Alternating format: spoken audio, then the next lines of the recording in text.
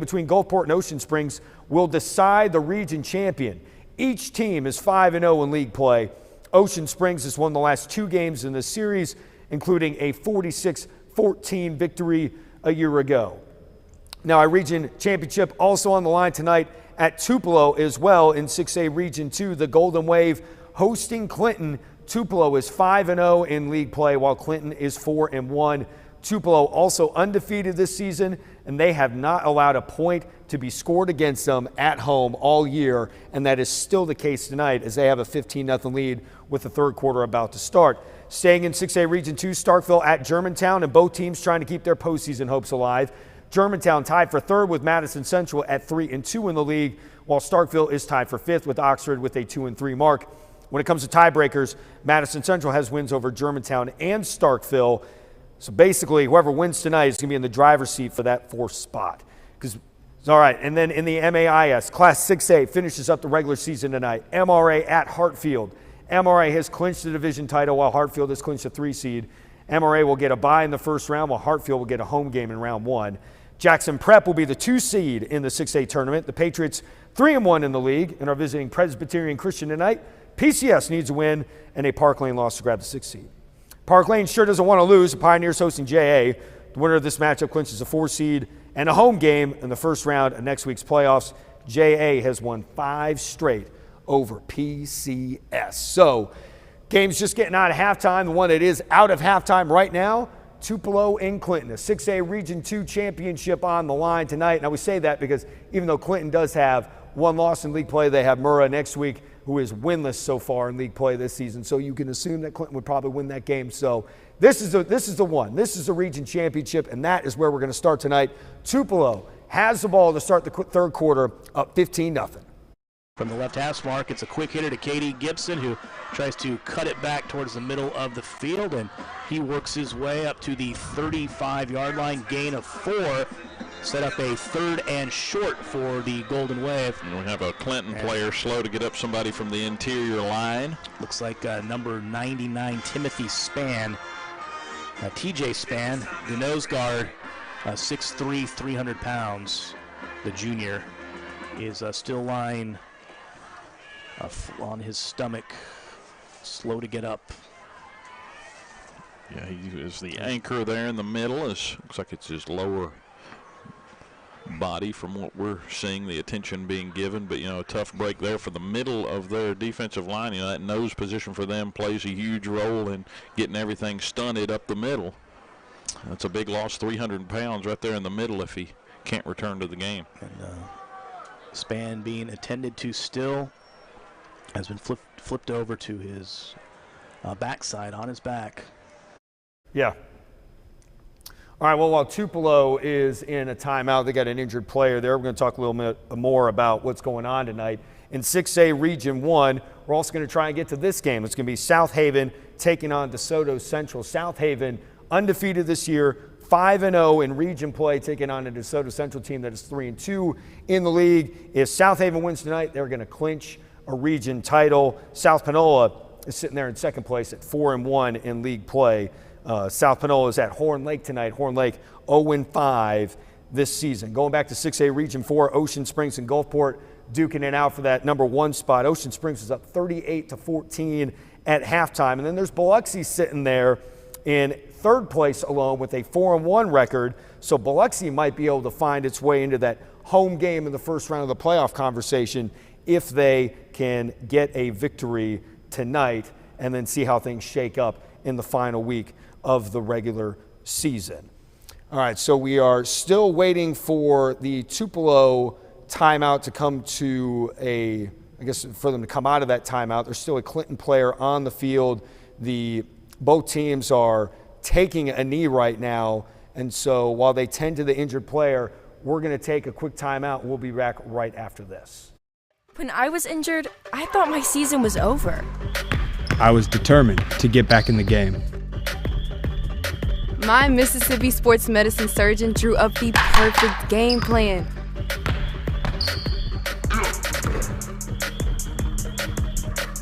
My recovery, their game plan. A game-winning combination. 20 physicians, 7 subspecialties, 1 focus. you, Mississippi Sports Medicine and Orthopedic Center.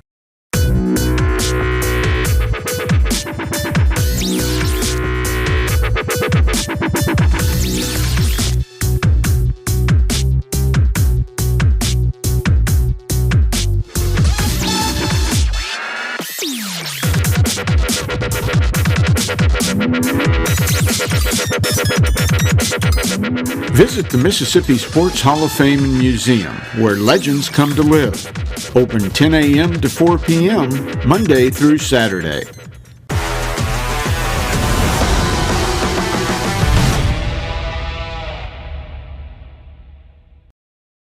All right, welcome back to Mississippi Scoreboard Friday Night Live. I'm your host, TJ Werre. Clinton and Tupelo are out of that injury timeout, and let's go to the replay real quick because Tupelo just scored. Tupelo, just a force. They have a dominant defense, like we just mentioned, haven't given up a point at home all year, and their offense is pretty good too because they lead the region in scoring. They can pass it, they can throw it, they can put up points, and they can play defense. That is a championship recipe. If you're looking for one, they've got it. So Tupelo up 21-0 right now with the PAT pending right here. The kick is up. They had one blocked earlier, but this one is good. So now it is 22-0 Tupelo. So while they get reset there, let's go check out. Do we have an injury? Does that look like an injury? No, they're getting underway. Let's go back. Let's go to South Haven now. DeSoto Central taking on South Haven. Third quarter just underway. South Haven has a 14-6 lead.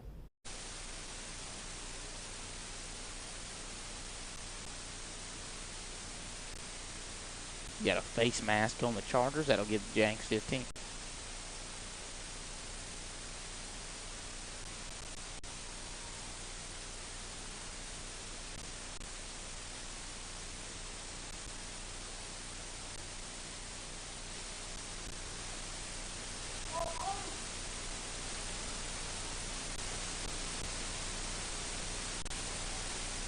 Three at the bottom for the Jags, and Moore has Taylor to his left. 1st and 10. At the 40 of South Haven. Moore takes a snap, looking, swings it out. Scott Odell, it's caught. Good catch by Odell. Picks up 5.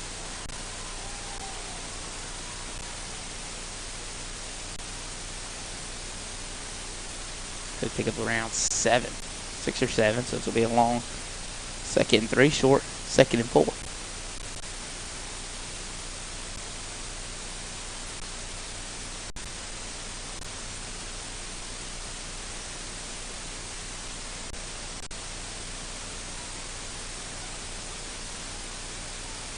At the top, Minor hugging close to the offensive lineman. Pressure coming. Moore swings it out quickly. It's going to be tipped as he let it go. Add Minor on the quick out route.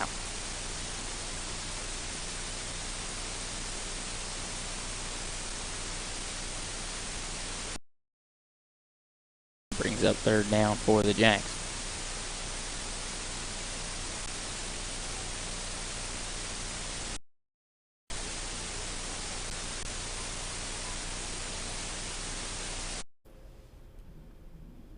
All right, let's go back to Clinton and Tupelo. Clinton had a great kick return off of that Tupelo touchdown. Clinton got it down to the Tupelo 48. They've been in Tupelo territory at least one other time this evening, but like you can see, and many have found out before, that didn't really work out for them. And it's going to be 2nd and 8 for the Arrows against Tupelo. Let's go live there. Greg said they don't want to be in this situation to throw. Nobody wants to be down like this, but, you know, this team not built for this. And especially with Tupelo's offense doing what they're doing is put a ton of pressure on this offense really since the get-go. And you got to credit Coach Ward and the offense for coming out and striking first. But T into the gun, high snap, and he is loose, unable to haul it in, and it's Tupelo ball. L.A. Ray hauling.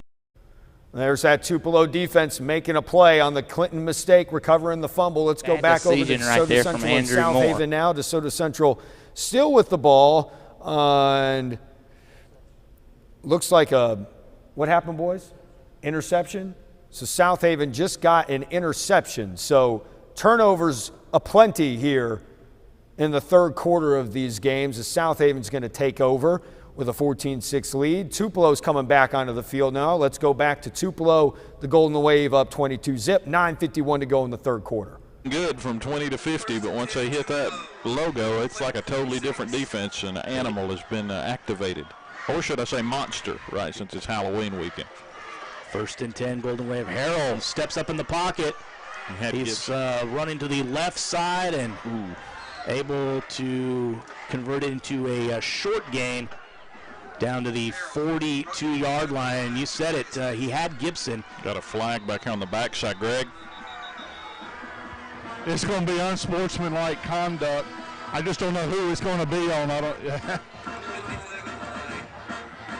Who was down there? It was John. I just don't know if it's going to be on Clinton or us, or if it's going to be offsetting. There was some jawing and a little bit of pushing going on down there. You could tell Clinton's getting a little frustrated. Yeah. And Greg, we've tried to keep you in check down there. I can't believe you'd do that. Hey, and Clinton just got a bigger punch. What's going on the defense? Yeah. When they lost span, and how about the first play that he's out of the game, we run right where he's at. Yeah, that's, a new body coming in there, too, because he had played a lot of snaps to be in the middle like he had been in there fighting those guys. But, yeah, that's a big penalty for Clinton. The unsportsmanlike conduct penalty moves it down to the 32-yard line, and a Shoe Country Warehouse first down for the Golden Wave. Harrell in the gun. This time Jaden Hill, the freshman, gets it, and he had a head of steam, but he's upended at the 19-yard line. Following that nice gain, that nice first down run for the freshman Jaden Hill.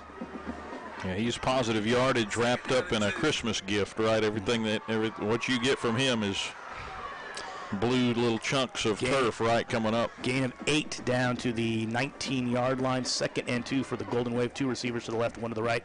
Going right to left on your radio dial. It's a fake to Hill and a slant. Oh, Katie Gibson dropped it.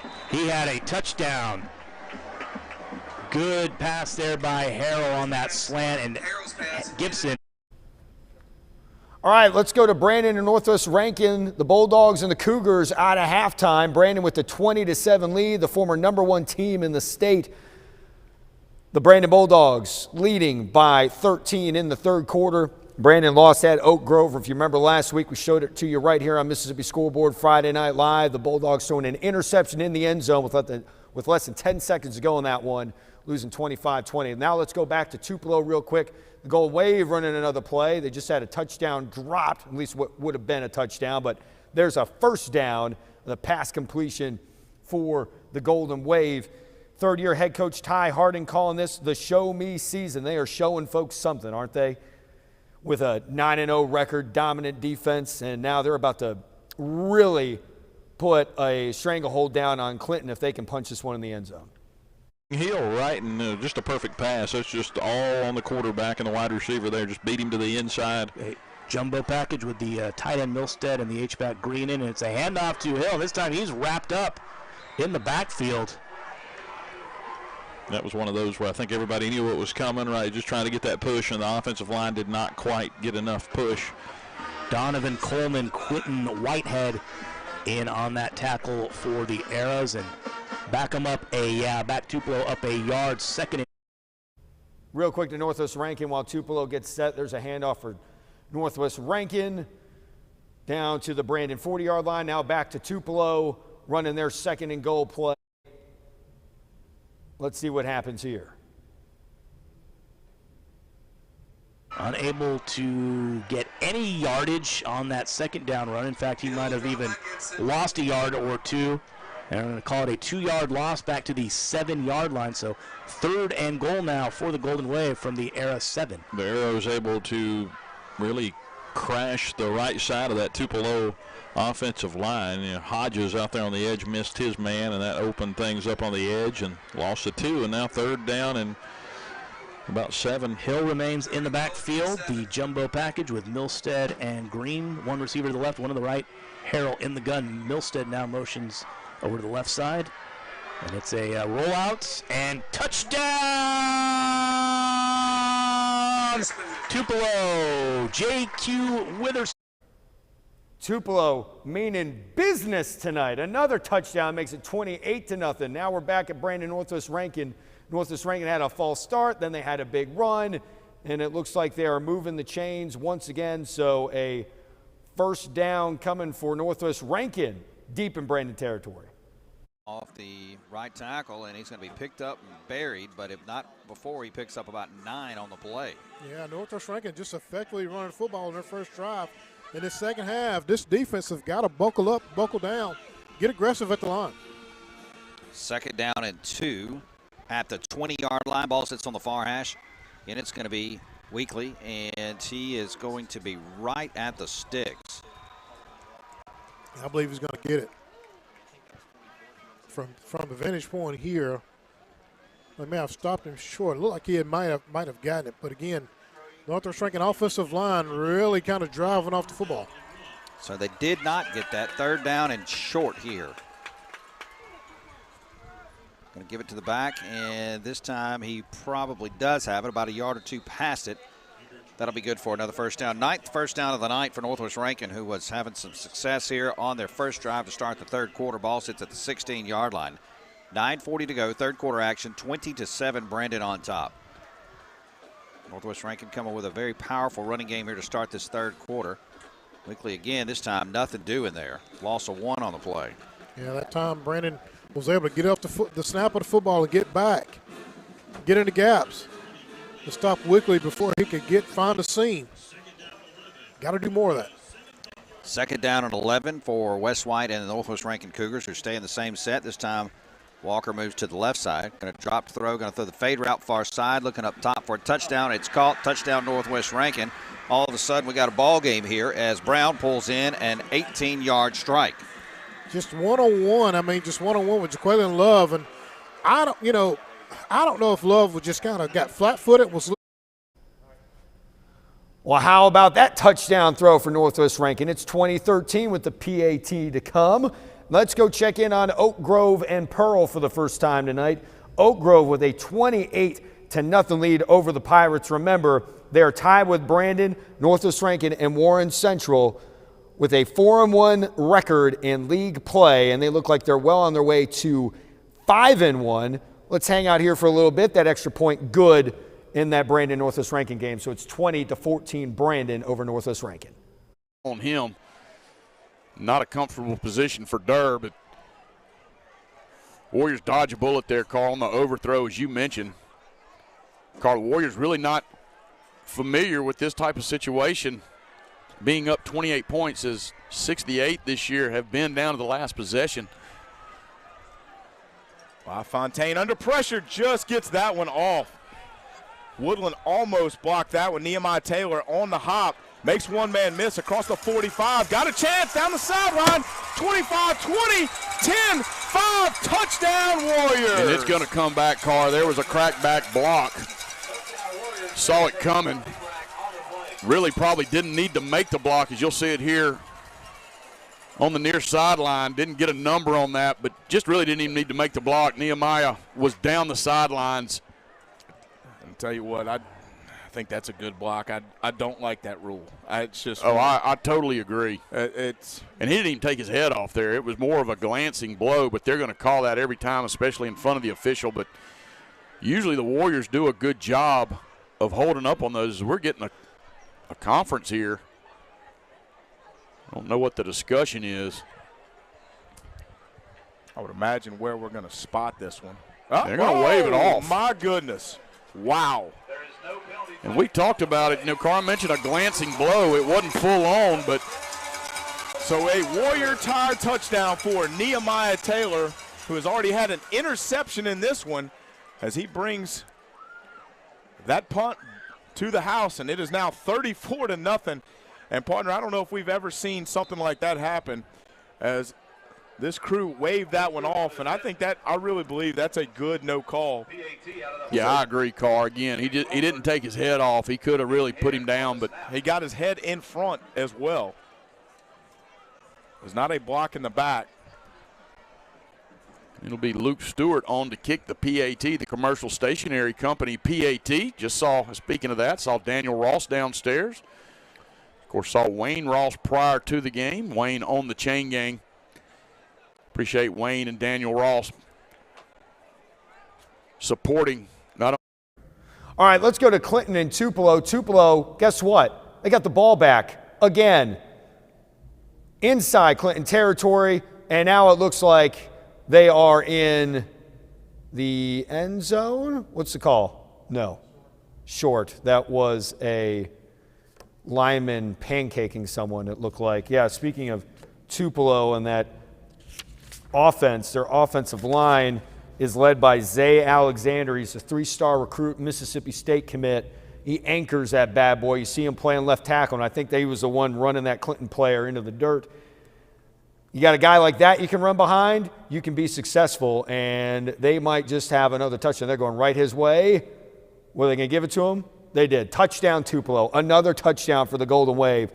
I've been pretty bad at predicting the finish of games, but I'm going to say that this one is pretty much asleep. Good call by the ref, too. Looked like he was in before he went down. So it's going to be 34-0 there. Let's go to Brandon and Northwest Rankin now. Brandon and Northwest Rankin each have a pair of second-year head coaches. Northwest Rankin led by Devin Cooper. He was at Scott Central for the previous 3 years before that. He was 35-6, including a 2A state championship in 2018. And then you got Sam Williams at Brandon. He's in his second season. Remember, the Bulldogs lost in the 6A title game last year to Madison Central 24-17.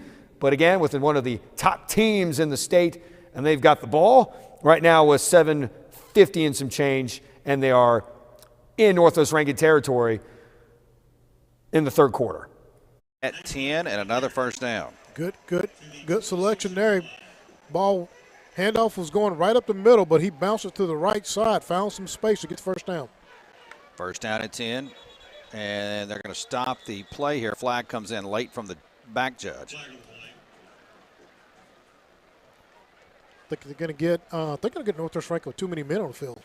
Let's go down to Chris. Yeah, it should be illegal substitution on Northwest. The last man was not out the field when they snapped the ball. So that's exactly what it's going to be. It's going to be Johnny on the spot up there, Purvey. You got one. You can see. Thank you, sir. Well, yeah. I made the kind of the right call, but the wrong terminology. But nevertheless, Landon was able to get that ball snapped. He realized they didn't have enough guys off the field yet.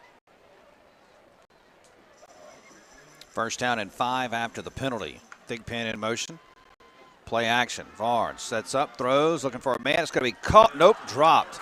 Lester Miller had it right at the 2-yard line, hits himself in the helmet and says, man, should have had that one there. Yeah, out route. All right, here we are at Hartfield and MRA. MRA, I don't know if this was, we caught a glimpse of this just a little late, but hey, thank goodness for the replays. I really don't want, I guess it was a running play. I don't know. Anyway, MRA getting chased down right there inside the 5, so MRA has a chance to tie this game now, down 21-14 to Hartfield. Remember, MRA already has 6A Division I wrapped up, and Hartfield has got the 3 seed as they lost to Prep last week. So Hartfield will be playing in the first round of the playoffs next week, but MRA would like to keep that undefeated district record alive, as well as keep that streak against Hartfield alive. They've never lost to Hartfield. And here is the state's leading passer in John White, 3-star recruit, committed to Southern Miss, with over 2,500 yards passing this season, trying to run it in. And he's going to be down at the 1. So while they get set there, I'm keeping my eye on Brandon and Northwest Rankin because Brandon is deep in Northwest Rankin territory. Let's see who's going to get lined up first. It looks like it's Brandon. So let's go to Brandon and Northwest Rankin real quick. 2014, 2nd and 5 for the Bulldogs at what looks like the 9-yard line. That run is going to be stopped and just short of the first down. Let's go back to Hartfield and MRA now. There's White again, this time a handoff, and there's a jump into the end zone for a touchdown. That looked like Charles Simpson of MRA. So the Patriots are an extra point away from tying this game against Hartfield. Let's go back to Brandon and Northwest Rankin. It was 2nd and 5 just a moment ago, so I'm going to gander. It's 3rd and 1. Let's see what the Bulldogs can come up with here. And, that might be close. I'm not sure where the first down line is. They're going to say it's a first down. So we got the official in the backfield saying it's a first down. So it's a fresh set of downs. 1st and goal for the Bulldogs. Meanwhile, in that Hartfield MRA game, the extra point is good. So now they're tied at 21. So let's go live to Jake Wimberly now and Brandon as the Bulldogs are knocking on the door of the end zone. Blunt again, far side. There's Blunt, and he is right at the 1. Pick up a 5 on the play. I'll give Northwest Rankin this one. I tell you, he got to the 1, and he was fighting to try to lean that body to the goal line, and they stood him up, wasn't letting him cross. Bulldogs trying to get some distance here again in this ball game.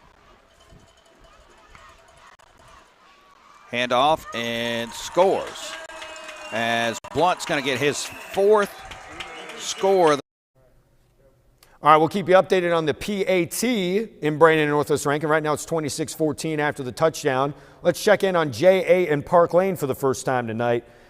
JA and Park Lane playing for a home game in the first round of the playoffs next week. They'll clinch the 4 seed. Whoever wins this, JA has won 5 straight over PCS, but right now it is, over Park Lane, but right now it is Park Lane with a 13-12 lead. And these, the last 2 years, these games haven't been close. JA won last year 54-33, and then in 2020 they beat them twice, 48-28 and 35-7. So this one a lot closer it's been in the past. Let's go now to Brian Eubank as the Raiders are attempting a field goal down 1. Is long enough, but it is wide left. And Jackson Academy will come up empty on their possession with a chance to reclaim the lead over Park Lane. It stalls out at the 28-yard line, and Jackson Academy will give the. All right, so that field goal attempt no good for the Raiders. Let's go back to MRA and Hartfield. It's 21-all. Hartfield has the ball, and it looks like they just had a holding penalty, so they're going to be starting at their own 11-yard line in a 21-21 game. Without question, basketball, all sports really. Jaslowski up the middle, met by number 10, Brady Biggers. Believe that is the cousin of Carter Biggers. It is. You don't find too many Biggers on the same field. No, you really really don't. You don't. You know, I had the opportunity the other day to watch Coach Ball and his squad do a little practicing. Loved what I saw. Don't want to give away too much. Just trying to keep that under wraps right now, but it was very impressive. Came up with a few coaching notes as I left, some new phrases about a goat in a hailstorm, but I won't use all those. But it was good to watch those guys, and also our girls have kind of kicked off the year. Both guys and girls finding a lot of success early, and so it's good to. The girls, of course, played in an MRA hosted tournament earlier this week. Came away with a couple of victories against Lamar and Kirk. And actually, that would be ERA and Kirk. ERA and Kirk, sorry. Yep, East Rankin and Kirk. And next week we will have we'll actually open up the season at home. The real bulk of the season with all JV and varsity teams next Thursday night. And of course, we'll be broadcasting that here on Hartfield Live. Talking with Coach Mako earlier today, watching him and Coach Alexander out there with the girls, and apparently Louisville is ranked in the top 3 for 4A for girls. So wow. We've got some opponents coming in. Third down situation for the Hawks as Jaslowski breaks free on third down, gets the first down yardage across the 30. And another good run for Reed Jaslowski, who had. All right, we're going to check in on Starkville and Germantown for the first time tonight. Germantown punting the ball here. Starkville up 20-14 in the third quarter. A lot of playoff implications going on in this game. Germantown in a tie for third with Madison Central right now at 3-2, but may as well be in fourth place because Madison Central owns a tiebreaker over them because they beat them last week. Germantown 3-2, Starkville 2-3. If Starkville can come away with a win here, that puts them in fourth place. That puts them in the playoffs as we go into the regular season finale next week and puts them in the driver's seat to get into the postseason after a dreadful start to region play. But here they are with a 6-point lead in the third quarter against Germantown. Seen him shotgun, he gives to his running back around the left side, takes a big hit at the 20-yard line and will fall to the 21. Pick up of 5 yards for Curtis Willis. Hey, Curtis Willis off the left side that time. Good blocking, chunk of yards brought down by Hampton Ross. Here's the 2nd and 4. Petty once more, give to Willis, puts on the brakes, finds some running room as he turns it up, and he'll be dumped right at that marker. Should be enough for a first down. So shifty in the backfield. He sees something, he can put on the brakes, and he can explode through the hole. It'll be 3rd down and inches. 3rd and inches, 2 wide receivers to either side. Quarterback keeper Petty around the right side, and he is very close to the first down. They strung him out nicely, but he stuck the football out in front. He should have enough for the first down. Yeah, just got behind that big offensive line. Germantown trying to penetrate. All right, let's go to Hartfield and MRA. We'll start bouncing between Starkville and Germantown and MRA and Hartfield. Well, it did look like that Hartfield was a step ahead, but now they might be running plays at the same time. Let's see who goes first. Right now we're going to see MRA and Hartfield. And now, yeah, good call. Let's go back to Starkville. We know what's happened there. Stuff a run. Run is stuffed in Hartfield and MRA. And like I mentioned, Starkville getting off to a dreadful start in region play. They went 0-3, 41-21 loss at Madison Central. Head coach Chris Jones said, they beat our butts. Then they lost to Clinton 35-28. Jones said, we got to play better. And then they lost at Tupelo, or to Tupelo, 24-17. And that kind of looked like that was a game where if you're scoring 17 points against Tupelo, you're doing something right. Then they went on to beat Murrow 49-13, and there's a big run coming for the Yellow Jackets, and no one's going to get him. That's Jalen York. He has an offer from Southern Miss. He's got 36 catches, 545 yards, and 5 touchdowns coming into this game. And how about that touchdown for the Yellow Jackets? It's 26-14, and Starkville is flexing its muscle in Madison County tonight with 5:18 to go in the 3rd quarter. Look at this play again, thanks to the replay to Germantown. A little jet sweep never hurt anybody, especially when you get an athlete like Jalen York into space, and he is off to the races, beating the Germantown defense into the end zone. So that's a great play for Starkville. Let's go back over to MRA and Hartfield. Be coming out in just a second. Now we're going to do, we'll stick with the 2-point conversion. Good call. I'm looking at different things on my screen. There's Trey Petty running for his life, and he's going to be brought down. So 2-point conversion, no good. It's 26-14. Let's go to Park Lane and JA. Park Lane has the ball with a 13-12 lead over the Raiders. Outside carry, there's the Raider front, and that is Hooker and Walker. And Bailey Walker says, hey, I got the football. But they blew the play dead as Putfark gets tackled behind the line of scrimmage. Yeah, boy, I tell you, that's an interesting call if you're Park Lane. You give it on a little bit of a off tackle. Boy, did that ball come out? Close. I don't know if they had ruled him down by contact already. So now they'll punt it away. Man, that's a big stop for the Raider defense. No question. A much-needed stop for sure. Putfark will punt it away.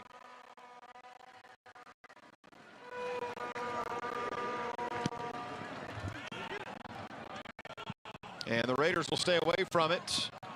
And it'll go dead at about the 10-yard line of Jackson Academy. It's a 37-yard kick, no return.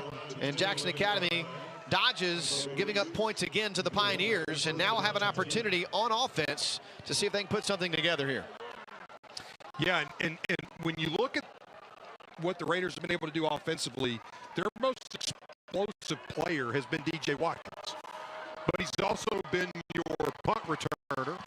He's also been your kick returner. He's also defending Caruth one-on-one in most situations. And so trying to find opportunities to get him the football are going to be tough. 1-3 to play. Extended pitch to Colby Archie. Archie pushes toward the 15 and is pushed back by the Pioneer second unit, and that was keyed by Jason Blaylock. That's a good first down pickup, though, and you're seeing wide is where this team is having success. And TC with the decent block there and opened up some room, but guess who's standing there waiting? That young man has had a heck of a game already. Clayton White.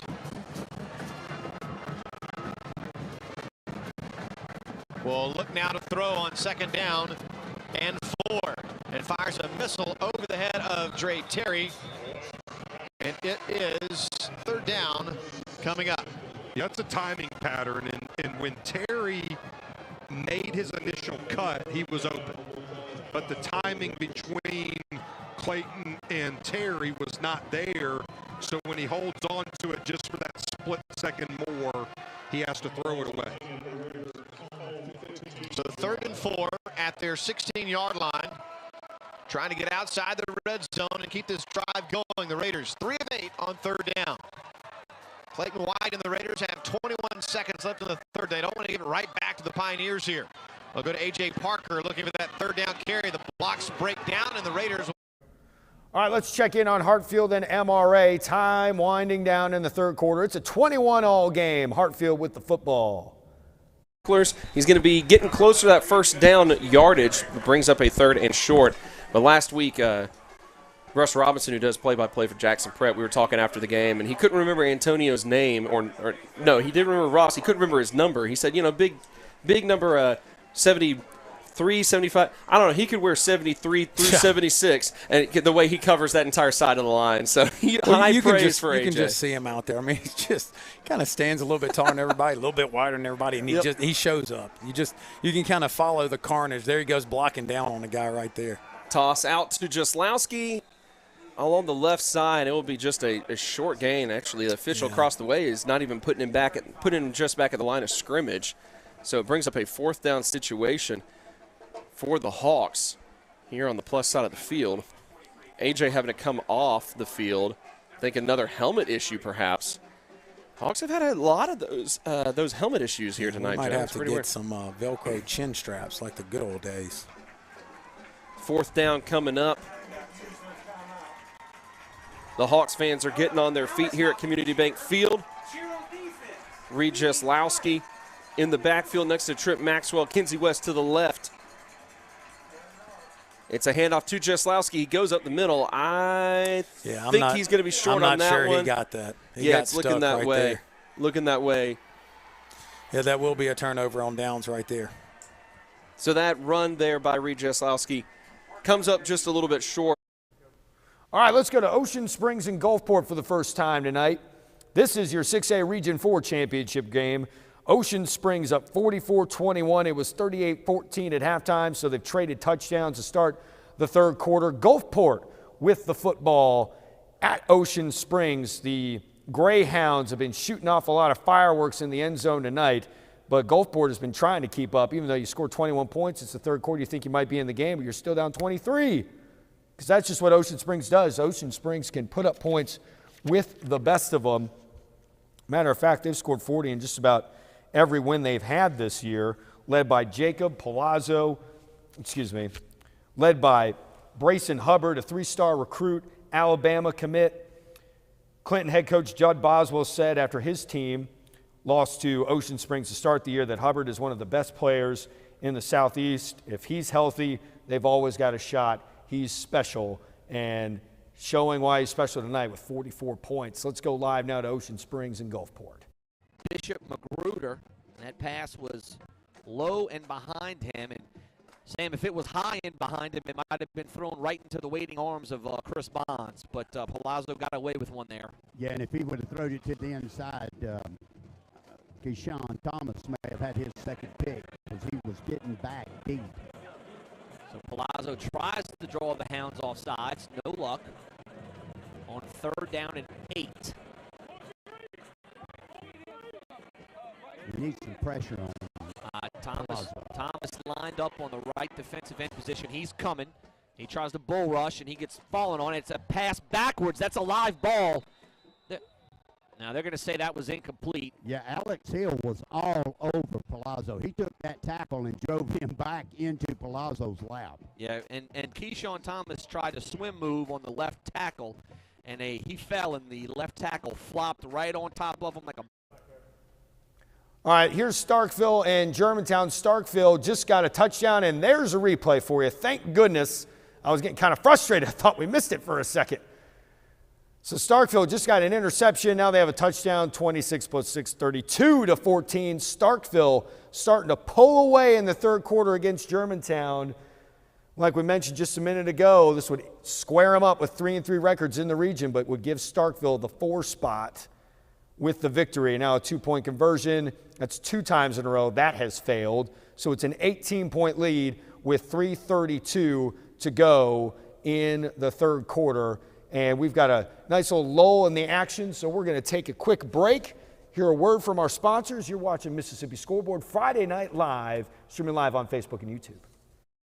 When I was injured, I thought my season was over. I was determined to get back in the game. My Mississippi sports medicine surgeon drew up the perfect game plan.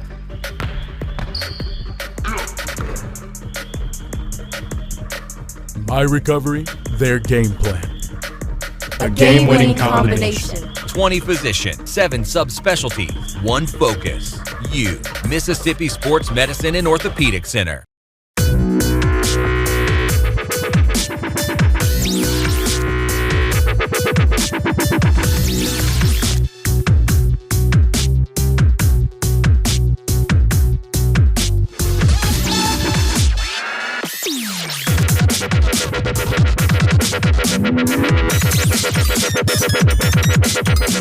Visit the Mississippi Sports Hall of Fame and Museum, where legends come to live. Open 10 a.m. to 4 p.m., Monday through Saturday.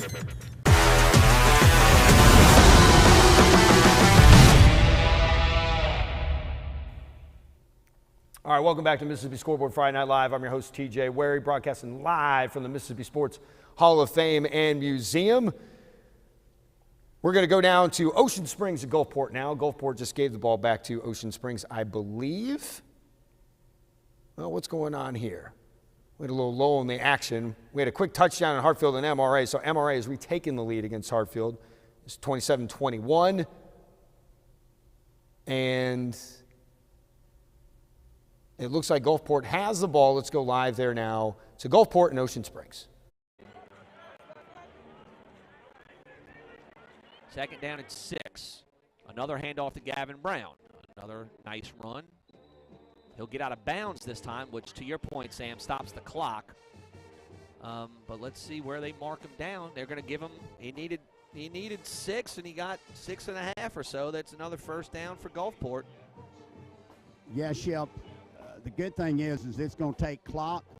And if you look, Gulfport really doesn't look like they're in a big hurry. No. They're just taking a lot of time. I mean, 16 left on the game clock, and they still don't have the play in. So they're running off 25 seconds each time.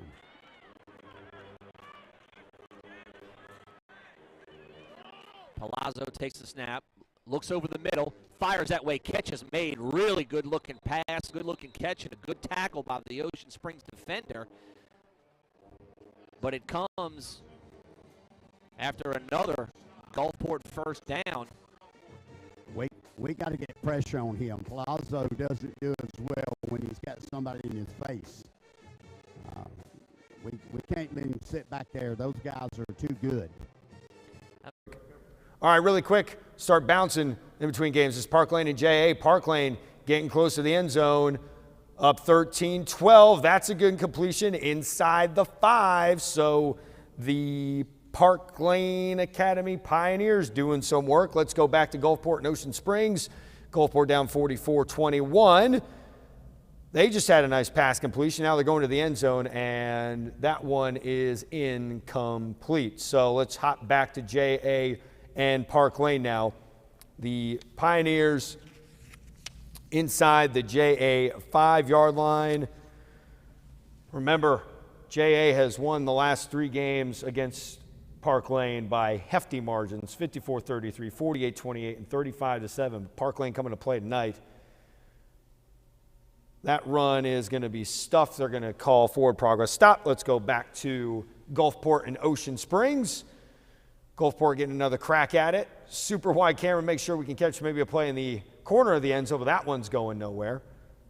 So let's go back to J.A. and Park Lane. It's going to be second and goal for Park Lane. Space to work with. If there's inside leverage, what they're doing is going to run just a corner. If it's outside leverage, they're going to run a slant.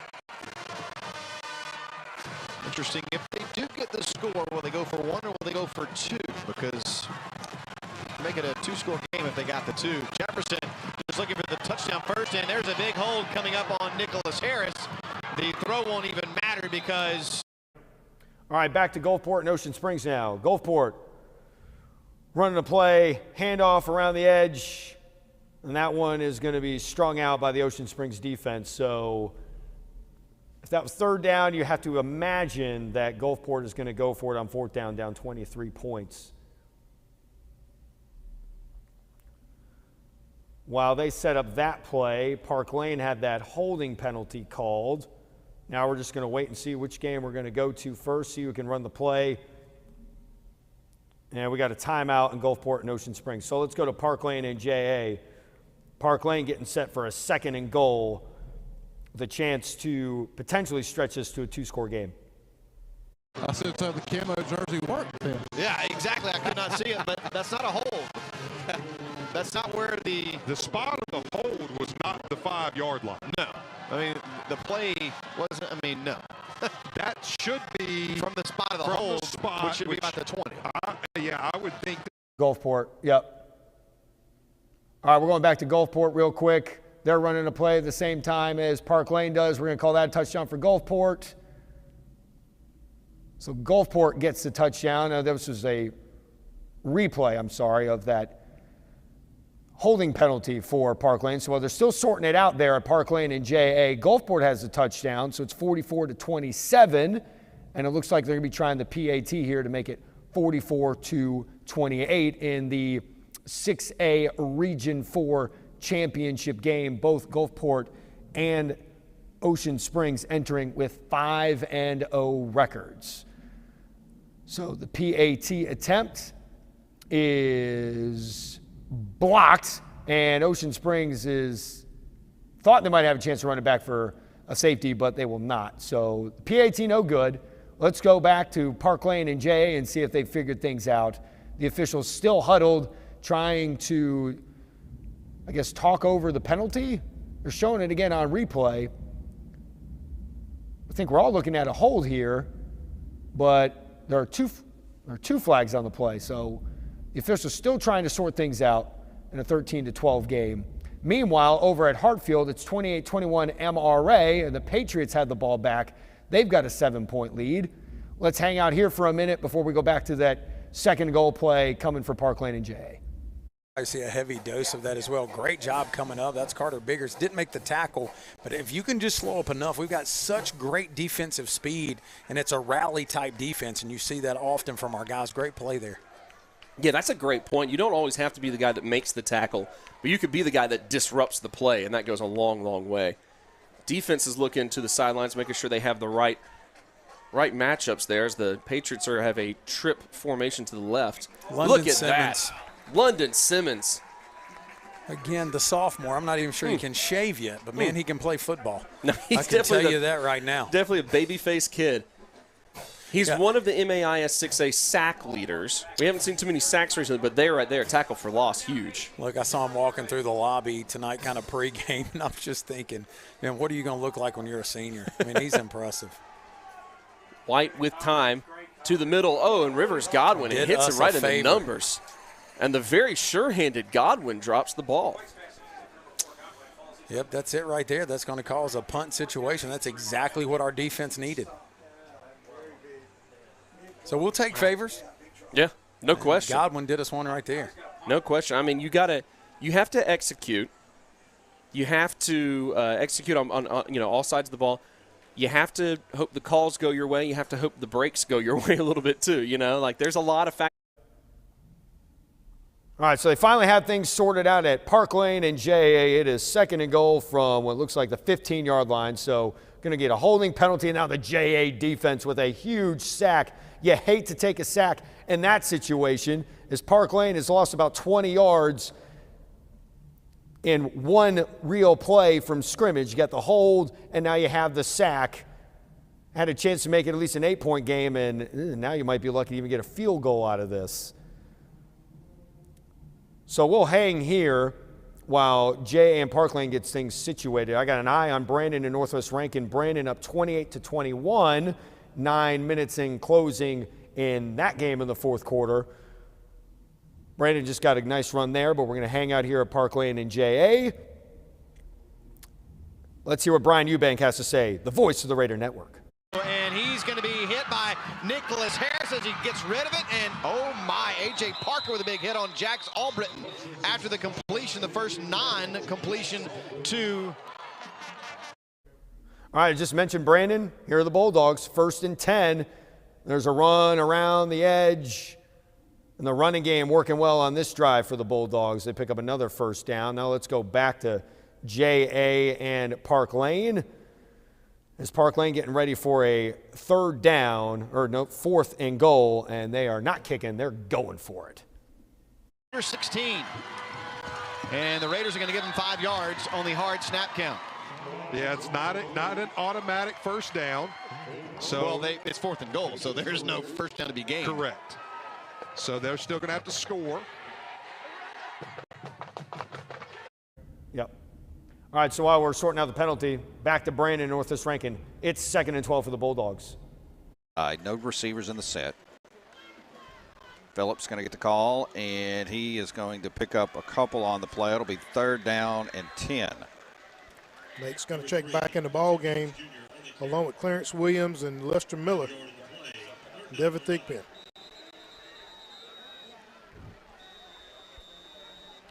Got a man down for Northwest Rankin. Let's take a 1-minute timeout. 1-minute timeout on the network. Back in 60 seconds.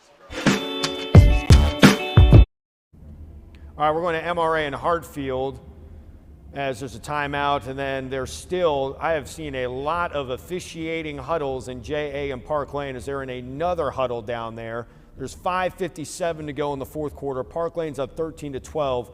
They've got a 4th and goal from what looks like the JA 15-yard line, but the officials are talking to the coaches as we're watching MRA in Hartfield. MRA up 28-21 on the Hawks with less than 8 minutes to go. It's a 3rd and 6 for Hartfield. Now we're going to see who's going to run a play first. Is it going to be Hartfield or is it going to be JA against Park Lane? And it is going to be Park Lane ready to go. So it's 4th and goal for the Park Lane Pioneers, up 13-12. 4th and goal. Here comes Amarian Jefferson trying to guide the Pioneers into the end zone. Tries another hard snap count. The Raiders don't bite. And we have a flag on who this time? Are they backing up Park Lane? It looked like all they were doing was looking to the sideline. And they called false start. Offensive lineman dropped to a knee. Gotcha.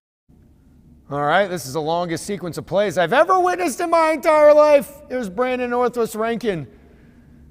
Brandon up 28-21, that pass incomplete. Going to bring up a 3rd and 12. The official is whistling the play clock to start at Park Lane. Park Lane is looking for a play. Let's see who's going to run one first. It looks like it is going to be Brandon.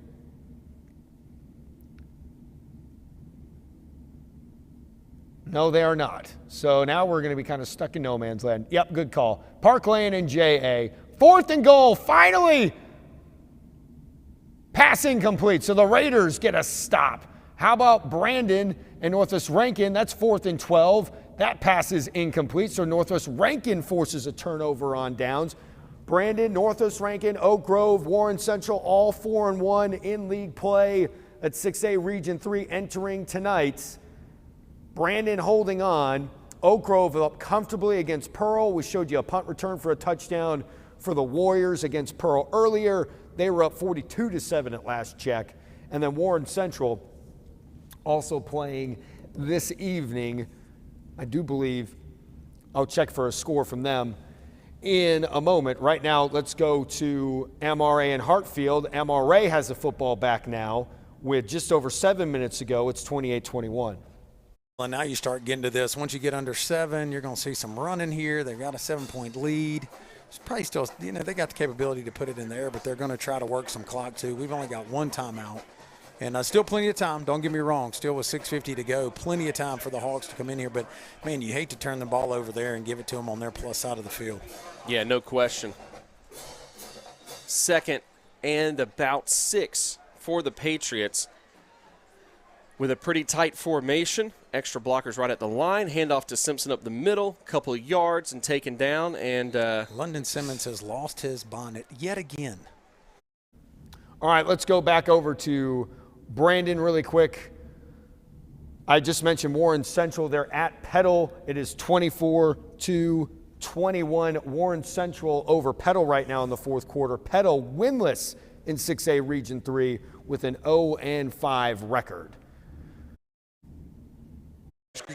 Quaylen Love and Javon Durr. But again, that previous play, thankfully that was a penalty on Northwest Rankin, or it would have been an easy going. All right, back to MRA and Hartfield now. MRA a 3rd and 4. There's a run, and it looks like it might be enough for a first down. Let's go back to Northwest Rankin and Brandon. Brandon trying to get a stop on 3rd and 12, and they got one. Wow, what a defensive series there for the Bulldogs as they were able to – oh, wait, no. Northwest Rankin seems kind of happy. I got fooled by the camera work. Was that a pass complete downfield? It sure was. So a 3rd and 12, and the Cougars pick up a huge completion. Boy, I thought they were doomed right there. But somehow able to get a first down, and now there's a big run breaking upfield. So first Wesley White makes a humongous throw and catch on 3rd and 12, and now it looks like that was Dylan Lewis up the middle. He's got over 1,100 yards rushing this season going into tonight with 13 touchdowns. Northwest Rankin with some momentum, and now it looks like Brandon has an injury. We're going to take a timeout. Yep, they went to commercial. Let's go to MRA and Hartfield. MRA still with the football of 28-21. Where the side judges are standing, you can't quite see the first down marker in the camera angle there, but the first down marker is at about what looks like the 31-yard line. There it is right there. You can see it now. They're moving the ball. Yeah, we're going to see over there. That's going to be close. I mean, you're talking about inches here.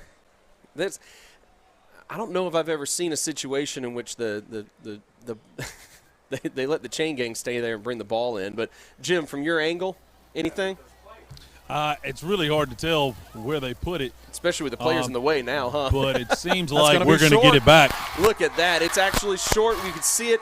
Great camera work once again by Rusty from Shorter Productions. Got to give them a shout-out tonight. Carter Biggers is flexing on the sidelines. The linebackers that we were just talking about came up strong to actually stop the Patriots on what at first looked like first down, but looking here on the replay, yeah, Joe. I mean, at the end of the day, there's no going under the tent to look at this one. You're not going under the hood. So that's our ball. All right, so Hartfield gets a stop. Northwest Rankin out of the timeout. High pass caught close to the first down. On 2nd and 8 for Northwest Rankin. And they're moving the chains. So it's another first down for the Cougars. Down 28-21. Let's listen to Jake Wimberly, the voice of the Brandon Bulldogs. To try to make a play on the ball.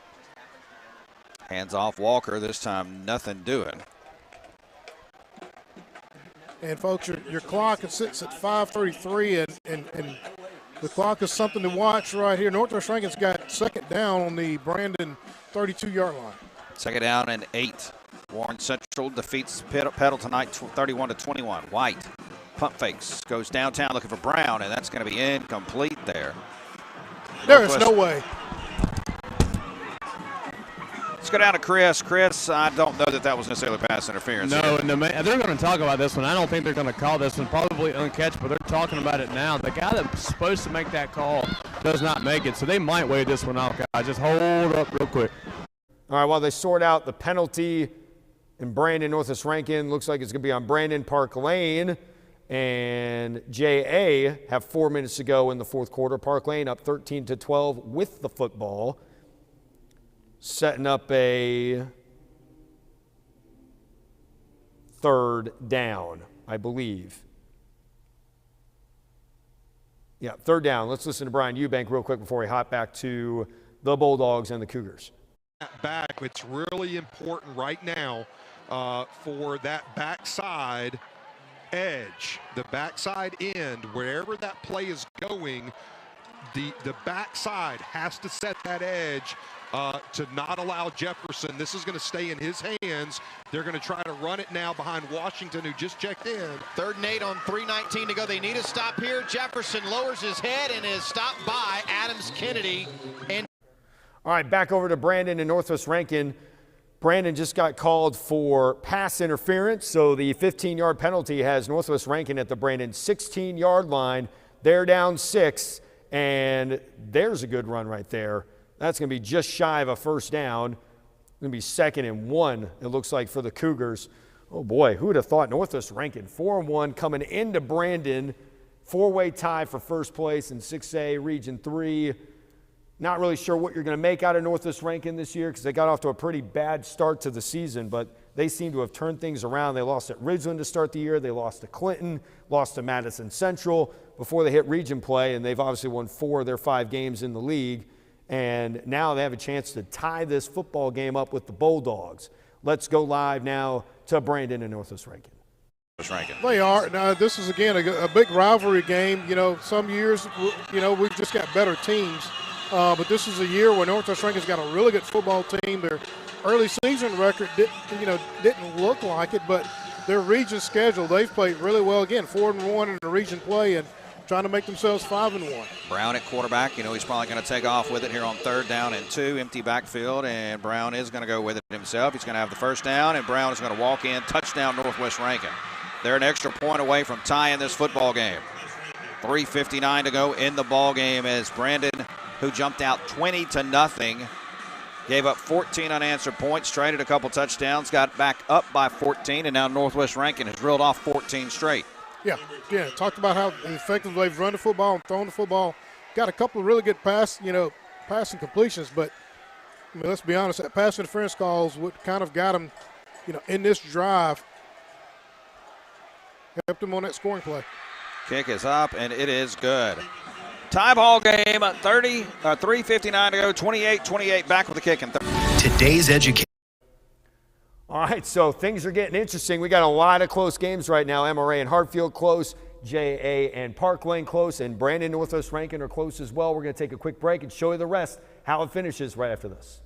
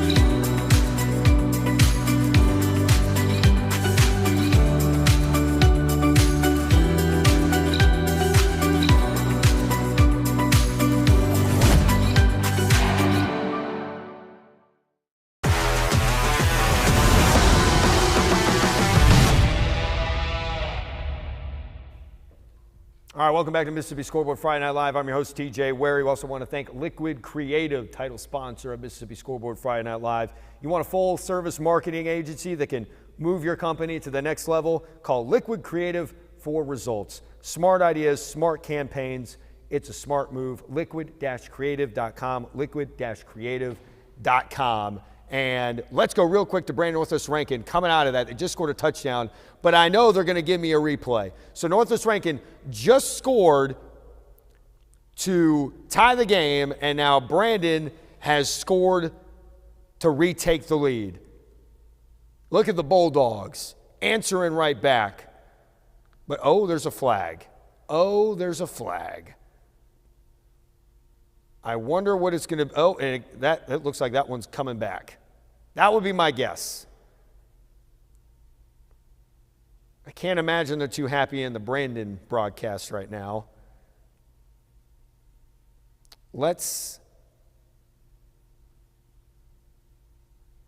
looking at JA and Park Lane right now. JA is moving down the field. Well, they call it on Northwest Rankin.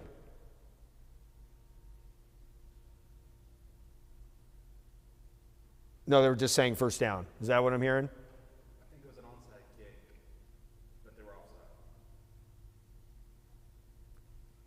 Not exactly sure what happened there.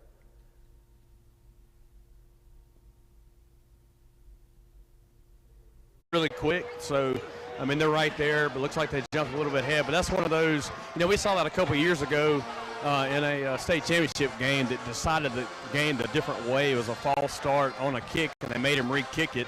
They blocked it the first time, made it the second time, just unfortunate on a defensive penalty.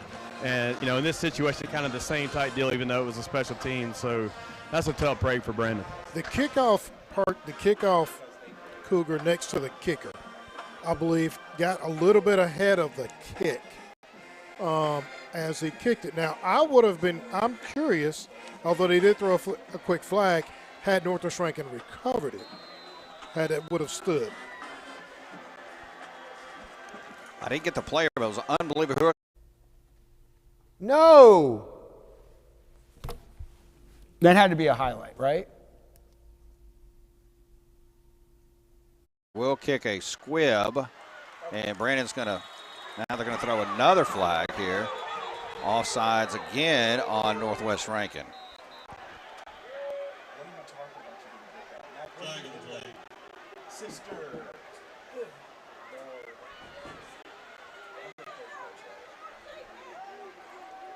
Wish they could just decline that because they're going to do it again. Yeah, do it again. And I'll be honest with you, Jake, if I were Northwest Rankin, I'd onside kick it. 3:16 on the clock. Your game is tied at 28 here because if you onside kick and you recover it, look where you got the football. So, in my mind, Northwest Rankin's got nothing to lose, although it's, they're going to kick off from the 30. Yep. All right, let's go over to J.A. and Park Lane. J.A. in Park Lane territory, down one, and another big pass completion, and this one might go for a touchdown, and it does. Are there any flags on the play? That's been a theme tonight. It doesn't look like it. So the Raiders take the lead at Park Lane with the 4 seed in the playoffs and a first-round home game on the line, and they get a touchdown with less than 2 minutes to go. It is 18-13 Raiders over the Pioneers. Right here, watch these 2 receivers on your outside. All right. Okay, and TC's up here at the top. Okay, let's roll it. Here we come. He's going to come in, and TC's right there. Boom. He goes out. Barber runs the pick. I actually had him in the wrong place, but Antisi easy score. And Antisi was like, wait a minute, there's no one behind me? Run. Now they'll go for 2, only up by 5, trying to make it a 7-point game here. Clayton White will throw it right to to Dre Terry. I saw it 2, I couldn't tell. And Dre Terry converts the 2. It's a full 7-point lead for Jackson Academy with 1:56 to go, and the defense will take the field when we return to McCoy. All right, going to Brandon Northwest Rankin, 2-point conversion good for J.A., so it's 20-13. Brandon Northwest Rankin tied at 28, and this time the kickoff is not getting called back, and there's no flag on it. So Brandon's going to have the ball. Great field position. 3:09 to go in the fourth quarter. We're also keeping our eye on MRA and Hartfield. That game is tied at 28. Actually, let's go there real quick while they run a play, just in case something crazy happens. And then there's nothing crazy happening there except a pass out of bounds. So back to Brandon and Northwest Rankin. Let's go to Jake Wimberly. And Barnes going to give it to Quincy. And Quincy's going to weave his way forward, and Quincy's going to work his way down to the 40.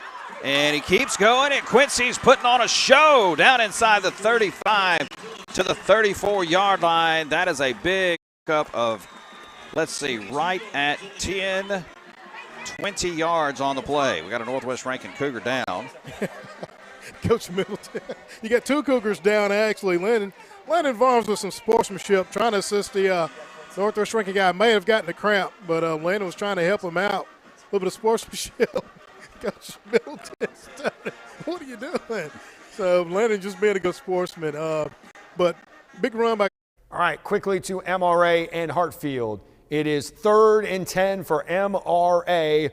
Got to pass it here. Incomplete. Great defensive stop by Hartfield. So they force a 3 and out, and they're going to get the ball back with a chance to win the game. So incomplete pass there.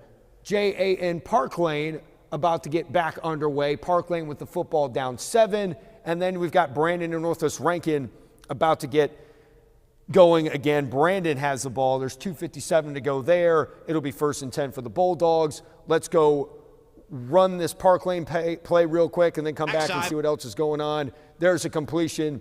Park Lane gets a pass and a first down. So let's go watch the punt for MRA and Hartfield and see if anything crazy happens here. A low line drive kick, returnable if he can get to it, but no, the punt returner is going to say, no, I don't want anything to do with that. So MRA is going to down it at what looks like the 23.5-yard line. So Hartfield's going to have a minute and 9 seconds to work with to win the game. And remember, Hartfield has got a guy with a leg by the name of Connor Mullins. His long this year is 53 yards. Let's go back over to JA and Park Lane. Well, the Park Lane quarterback just took a sack. So the JA defense gets a stop there. Now over to Brandon and Northwest Rankin. Brandon gets a big gain. They're deep inside Northwest Rankin territory. Here's the run that just set up the great field position now for the Bulldogs. That's Nate Blunt. He's got 780 yards rushing going into this game with 4 games rushing over 100 yards. And now they got 1st and 10. And they're going to run a play here. JA and Park Lane, meanwhile, just took a timeout. Let's go. Yeah, we're going to hang here. Incomplete pass for Hartfield. And now we have a timeout called in Brandon and Northwest Rankin. So we got a lot of people standing around. Who's going to run a play first? It looks like it's going to be Hartfield. Let's go to Hartfield and MRA, tied at 28. Well, what you saw there, and it was kind of in the box, but, number 10 actually got to Sorey as the ball was in the air before it got there. That's why that pass kind of looked errant. Maybe a flag could come there. But anyway, we get an opportunity. There's Trip Maxwell looking to run it, and not really much there. He takes a big hit as he gets up to the line of scrimmage. Not really the type of hit you want to see your quarterback take. He had some space on the left side. Yeah, he's a little woozy right now. He's feeling that hit. Probably got winded a bit. He's collecting himself, though. Tough competitor, Trip Maxwell is. Officials are discussing something here. We'll see what it is they're talking about. Maxwell kind of looked like he was readjusting his jaw right then. Oh, that's going to be – penalty's going to be declined. Bring up 3rd down. All right, back to Park Lane and JA. 2nd and 15 for the Pioneers. Pass downfield, and it is picked off by the Raiders.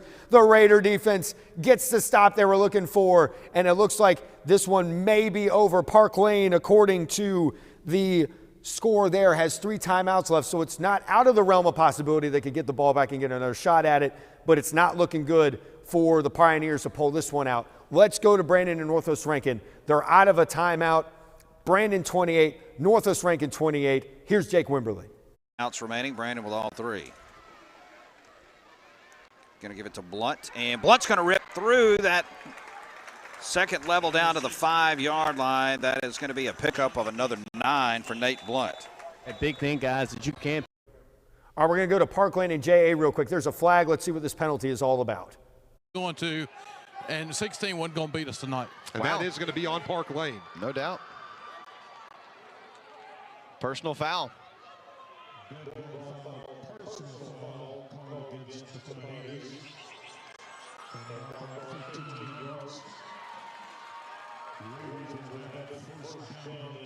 So now it is at the 46 of Park Lane, and the Raiders pretty much can run the clock out now.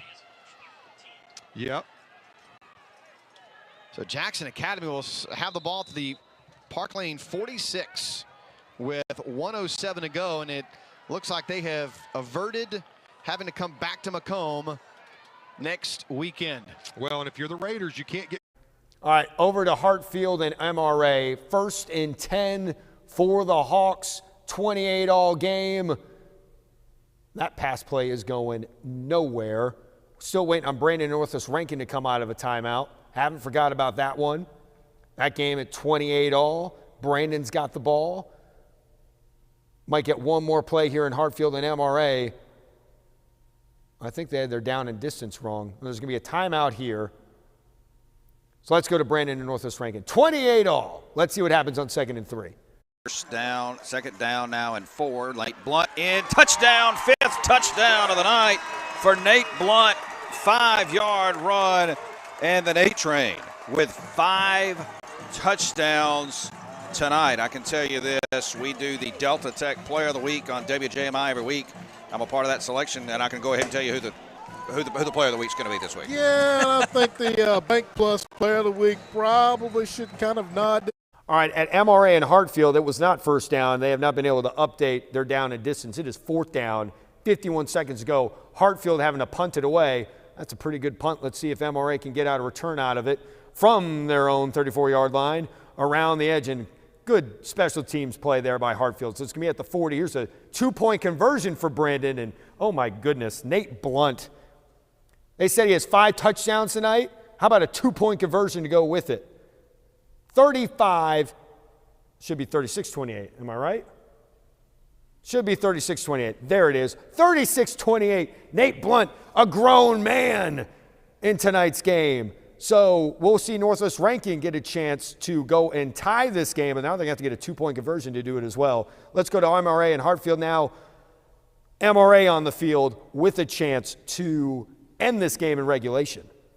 Line with only 39 seconds left in this tied ball game. Well, I like this. We got kind of 3 safety look up top. John White with the ball. He's looking downfield. Pressure from London Simmons forces him to throw the ball out of bounds off to the sidelines and just throw it away. London Simmons coming off the blind side here, Joe. Yeah, look, that young man's been, look at him, just swim move right off the bat. He's worked tonight. That young man will sleep well tonight. I will tell you that. He'll sleep better if the defense can hold here. We'll create a little bit of chaos. Maybe set the Hawks up with another game-winning opportunity. We'll see what the defense draws up here on 2nd and 10 with 33 seconds to go. The Patriots have 4 wide receivers. They're going to shift the formation around a little bit. John White looking off to the right side of the formation. He throws it across and it's picked off. And that's Chris Jones, number 5. And Chris Jones is going to take it across the 30. And just like that, the chaos has been created. 23 seconds, and you know the leg that Mullins has. So you don't have to get it all. You just need to set up for a field goal. You need to get a little bit more yardage here. We have 1 timeout left. This works right to our advantage. Coach Lauder, we got to go down to you quick, my man. Talk to me. You're at the 50. You're standing like a statue, emotionless in the moment. Talk to us. Yeah, I mean, look, they've been going to Rivers all night long, and we got good collision, hand in there to pop the ball up, linebackers all around, and Chris is able to pick it up and give us a shot here. So Trip Maxwell gives it to Reed Jaslowski off to the right side of the formation. Reed has a little bit of space.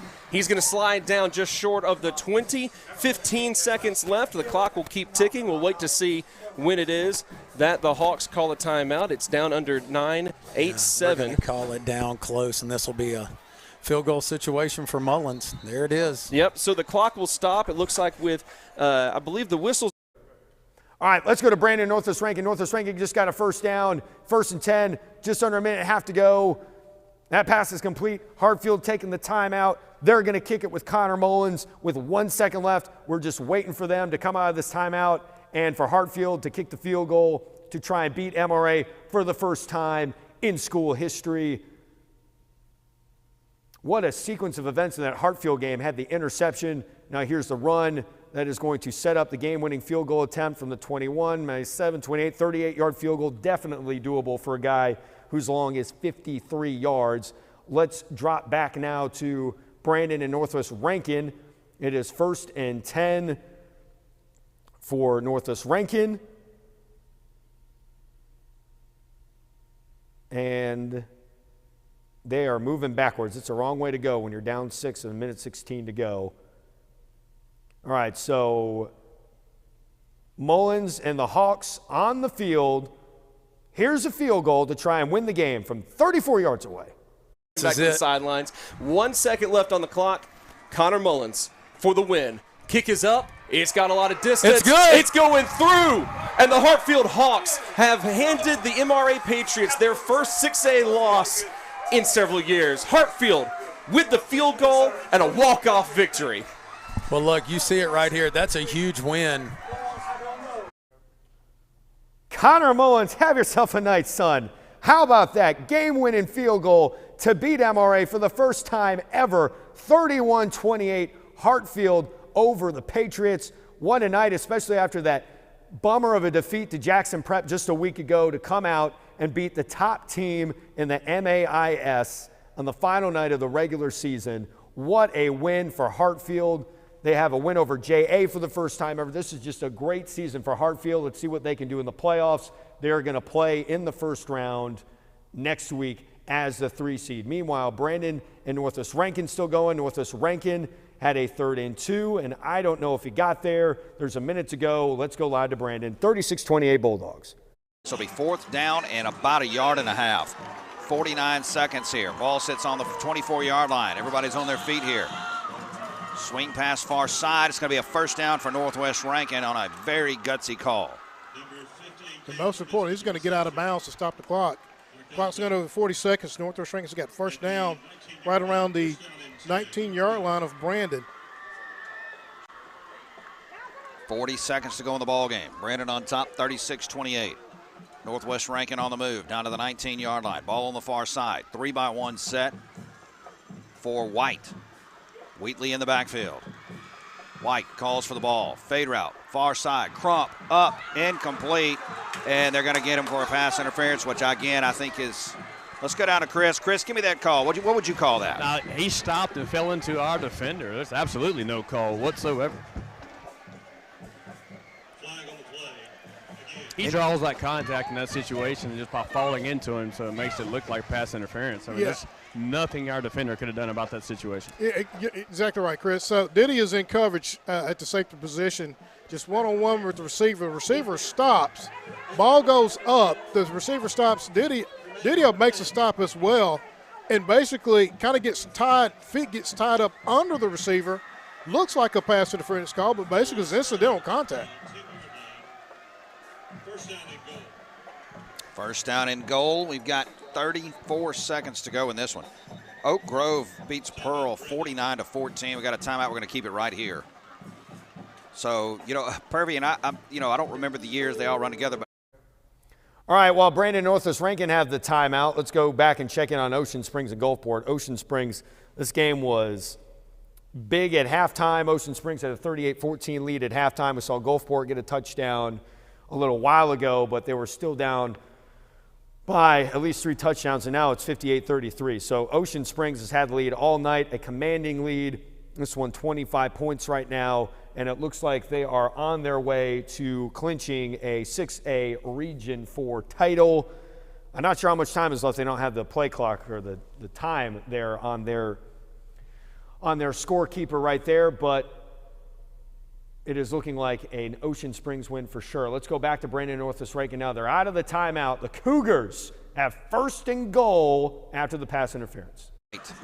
Looking for the receiver off. They should have got an offensive pass interference call there. I totally agree, because the receiver that time pushed off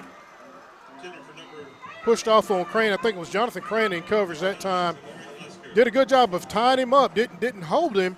But both receivers kind of had held of each other. But the receiver pushed off just a little bit to get separation before the ball was thrown. So good coverage by Crane, but Northwest Rankin should have gotten a pass interference call offensively. You got to call it one way. You got to call it both ways in that situation. That's right. And that one, he clearly pushed off. Had him pretty much going into the end zone, had his hand on the defender and held it the entire way and pushed off, and just nothing called. Both of them looking straight at it. Well, and Coach Williams and I have talked about this numerous times. The rule books are. All right, so they got an injury there, timeout. Let's go back to Ocean Springs, 58-33, Greyhounds. There's Odie off to the right side, picks up about 7 yards. 3 minutes and 30 seconds left in the game. Yep, so again, the Hounds are going to repeat as district champions. Really is incredible what Blake Pennick has done to this program here in 3 short seasons. Well, we've had an awful lot of good talent, and he's using it very wisely. Good run by Will right up the middle. There's that wedge that Bray runs so well. All right, timeout over. Here's Northwest Rankin down 8, 29 seconds to go. It's second and goal. Off to try to get the first down. They got the first down. It's down to the 4-yard line. Wheatley down to the 4-yard line. They still have a timeout left, and they're not going to use it. They're going to stop the clock here. 20 seconds to go. Reset here. White First and goal at the 4. Trying to keep them in it. Fade route, looking for Brown. Far side, up. Brown off the fingertips. That'll be incomplete. Second down. Fade route again. Crane in coverage. Got kind of tied up with the receiver, and Brown kind of going to the ground and trying to make the catch as he was falling down. Pass to complete. 8 seconds on your clock. 8 seconds here, maybe 2 plays worth here, Chris, as you know where they're going. Where's Brown on the near side, Crump on the far side? He's going one side or the other here. Not sure what we got there. Chris, what we got? Going to be a false start on the number 62, I do believe, the right guard for Northwest. So let's get back to that last play, guys. Another push off his helmet. I mean, it's quite obvious now. Of course, I'm 3 yards from it, too, but quite obvious. But pushed off his face mask that time, still nothing called. Only thing about those penalties like this, Purvey, gets a little more distance for Brown or Crump to get into the end zone. Yeah, that's what I was thinking, too. This is actually works in their favor. Looking, pressured, and he is hit and going to be sacked back at the 23-yard line, and they are going to call a timeout with 1 second. 1 second left in the game is a crucial sack. Only the second sack tonight by Brandon. Yeah, I tell you, the Northwest Rankin offensive line doing a great job. That time, really good coverage by the secondary. You had a guy that was trying to do a kind of a delayed release to the end zone on the far side. All right, let's go back to Ocean Springs and Gulfport. Still 58-33, Ocean Springs with the ball in the fourth quarter. We're going to go here while we wait for Brandon and Northwest Rankin to go to this timeout. 1 second left, time for one more play. Brandon trying to hold on and improve to 5-1 in the league and to try and get at least closer to attaining a home game in the first round of the playoffs. 6-0 in Region 4 6A.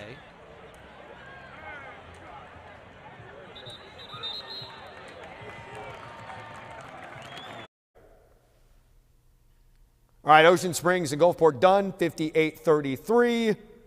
Here we go, last play of the game. And White drops to throw. 3-man rush, steps up, looking, going to go towards the end zone, throws. That ball is tipped and knocked away. Bulldogs going to win and hold on. 36-28. Yeah, Dyson Bell was trying to go to the receiver, running just crossed to the middle of the field. Dyson Bell was right there in the right place at the right time, was able to get his hand right there, knock the ball away. But boy, what a big, 2 back-to-back big plays by the Brandon defense. Have been kind of bending all night, but at the tail end of this ball game to close in for the win, did not break. So hats off to Dyson Bell and the rest of that Brandon defense, making 2 big plays at the end. Got to give it to Crane in coverage with Brown over here 2 times back-to-back in the corner of the end zone, was able to tie himself up with Brown, make sure they didn't complete the fade route a couple times, but this was just your classic Northwest Rankin Brandon football team. Northwest had his chances there, had a penalty there at the end, moved the ball back 5 yards, gave him a little bit of space to work with, but nevertheless, Brandon comes up with the big play at the end, closes ball game. Brandon's going to go to 5. All right, well, that is the end of the games for tonight. And wow, did we get some great finishes here on Mississippi Scoreboard Friday Night Live. That was probably our most exciting finish so far. We're getting the JA go-ahead touchdown and then the interception to seal it. Hartfield getting the interception and the field goal to win it. And then Northwest Rankin, I would really like to see a replay of that pass in the corner of the end zone where it looked like he may have gotten a foot down, but I mean, you couldn't tell. But it was close, an incomplete pass, and Brandon holds on to win 36-28. So an exciting night indeed of high school football here on Scoreboard Friday Night, Mississippi Scoreboard Friday Night Live. We'll run through the final scores once again. They're also going the bottom here on the ticker. Brandon 36-28 over Northwest Rankin. So Brandon is now 5-1 in the league. Northwest Rankin is 4-2. Oak Grove also won tonight, 49-14 over Pearl. Oak Grove is 5-1 in 6A Region 3. So Brandon and Oak Grove are tied. Don't know the Warren Central final right now, but Warren Central was up 24-21. If Warren Central does beat Petal, Warren Central, Brandon, and Oak Grove would all be tied for first in 6A Region 3. Ocean Springs clinches 6A Region 4 with a 58-33 win over Gulfport. Tupelo clinches 6A Region 2, beating Clinton 35-7. Those 7 points, the first points Tupelo has allowed at home all year. Starkville beating Germantown 46-14. Starkville jumping up to that 4 spot in 6A Region 2. They have won 3 games in a row after dropping their first 3 to region play. Then we had Hartfield winning 31-28. They're going to be the 3 seed in the first round of the playoffs next week. Jackson Prep is getting a bye. They beat PCS 49-13 tonight. We didn't get to it. The game was still lopsided. And then we saw JA beat Park Lane 20-13. So next week should be pretty exciting. We're going to have one more week of the regular season in the MHSAA to see how these regions shake out when it comes to seeding in Class 6A, and then we'll have some first-round playoff action for you in the MAIS. So I hope you will join us for our final show of Mississippi Scoreboard Friday Night Live next week here at the Mississippi Sports Hall of Fame and Museum. Great show tonight. I sure enjoyed it. I hope you did too. We'll see you next week. I'm TJ Werre. Have a great night.